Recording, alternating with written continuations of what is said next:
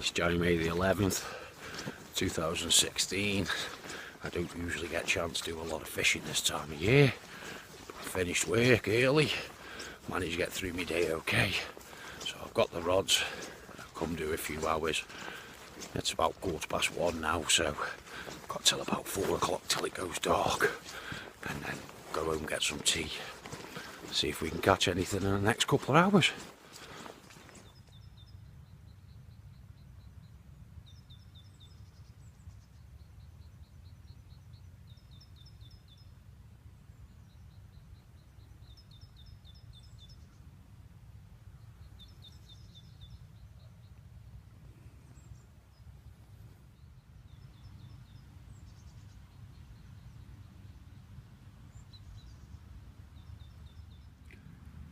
That's the rods out on the spots now. All I can do is sit back and wait. And while I do that, I'm going to have a cup of tea because my hands are a bit cold. While I'm sitting here waiting for the rods to go off, might as well take the opportunity to tell you about how I got into fishing. For me in the beginning it wasn't about chasing big carp and catching them all the time. I actually started off float fishing on canals with my granddad, which was an experience in itself, because my granddad wasn't really a fisherman. He just used to take me because it was something to do.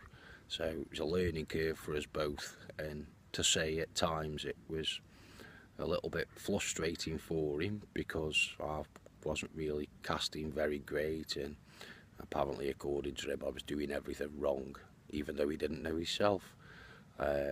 But that's what got me into fishing, so thanks for my granddad for taking me. The very first fish I ever caught was a daddy rough. It's only about 2 inches, so it's tiny, and that was it. Just had to catch more. I was fishing for silverfish and the small coarse fish for about 3 years, you know, catching sort of perch, the roach, a few chub, the odd barbel now and again when it was stocked in the lakes where I was fishing, and just went from there. But the very first carp I had was a massive surprise to me, because it was just like so much different trying to reel one of them in than it was you know, a roach or a perch, things like that. Bream, they just swim to the surface, no fight in them. So for me to hook into this massive, well, it felt massive at the time, this creature from the deep, it just loads of power, and I eventually got it in. I was shaking it. Surprisingly enough, it weighed about 7 pounds, and to me it was massive because I was about 12 at the time, and that was it. I just had to go catch up more and more of the carp, and I was lucky enough it was a ghost carp as well, so that was total excitement for me. And after that, that was it. It was carp, and since then I've been going loads of different venues all over Stoke-on-Trent, Cheshire, Oxford. I'd like to get down Essex sooner or later. There's lots of waters down there that I'd like fish. But for me it's been an exciting journey from being sort of a 9-year-old kid who didn't know anything about fishing, to some of the lovely carp I've caught over the years, not to mention the nice tench, and now my daughter's into fishing as well, so that's really good. So we come together from time to time. But that's me in a nutshell. Hopefully we'll have a carp show you. It is a little bit cold today, it's only 4 degrees, but I'm going to try and catch one anyway, so keep you posted. This is my makeshift camera stand, because I forgot to bring my little tripod with me, so simple things will do. Little tackle box, maggot box, and a stick at the back for rest it on. I'm a genius. Right, here we go. Lovely little winter common, taken on my right hand rod. Worth it just for a few hours just to catch him. A lovely winter carp.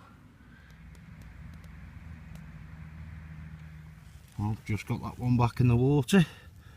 and I was just swapping me boilie over to it, Ivy's bright pink, and the rod went off again. Look, and there's the bright pink boilie. Cracking result. Let's see what he weighs.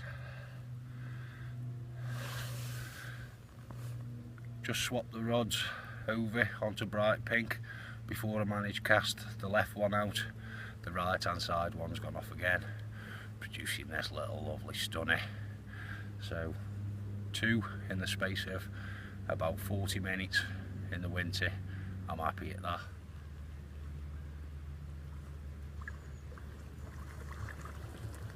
And that water's freezing cold. My hands come over my eyes.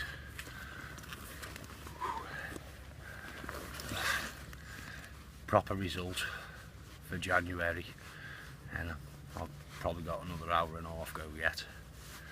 So let's get the rods out. I've got none in the water now. Game on. Time to get this left rod back out now. I've seen a few signs of showing carp just over down by the left. So it's a chuck over to the left. That's gone down with a bit of a soft dunk. It's probably just over a little bit of debris and silt that's built up due to the time of the year now. So all the leaves have ended up in the lake. Just slacken that line off. Make sure it's all sunk down to the bottom.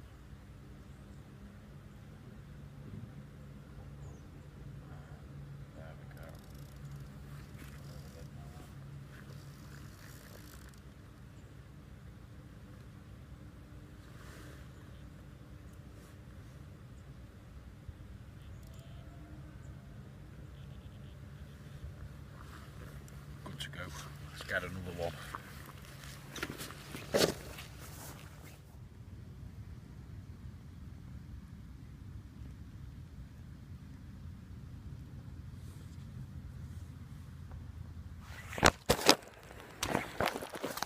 That's what happens when you use a stick as a tripod.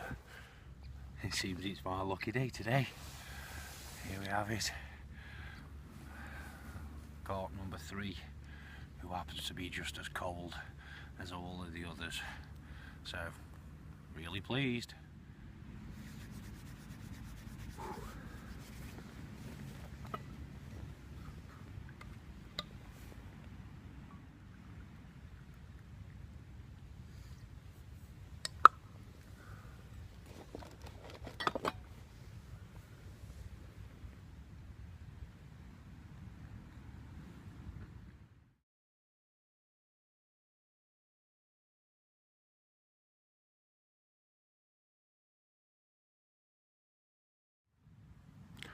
Five past 4, don't think we're going to get any more, but just going to get a few things packed up, give it the last 10 minutes, because in 10 minutes time it's going to be dark. Just saying, see if I could sneak another one out in the next 10 minutes, and produced this little fella. He's not the most monster I've ever seen, but 5 carp in the space of 2 hours. That's pretty good fishing for the time of year. I'm pleased. I'm really going to sneak another 10 minutes because it's still not quite dark yet. Go for number 6, see what happens.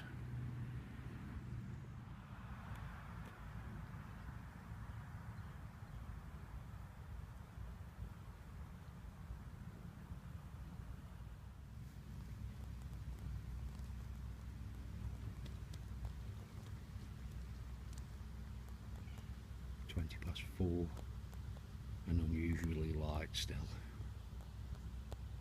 Be dark soon. Well, it's finally going dark and I've got to go home. You're not allowed fish on here into dark, but I've enjoyed myself. I caught a few carp as well for the few hours I've been fishing. Really worth it. Just one final thing when you do come fishing. If you bring any crisps, pop, sandwiches, things like that with you, take your rubbish home with you if there isn't any bins provided. There's nothing worse than seeing litter left the rounder fishery.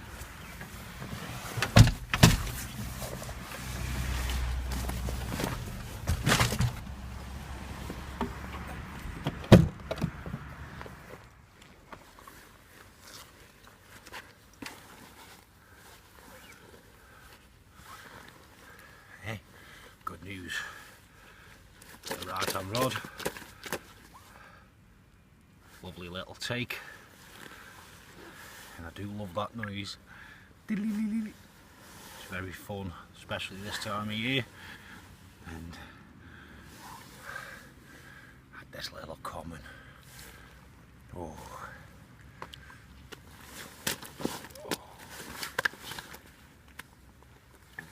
Fucking escaped. Let's try that again.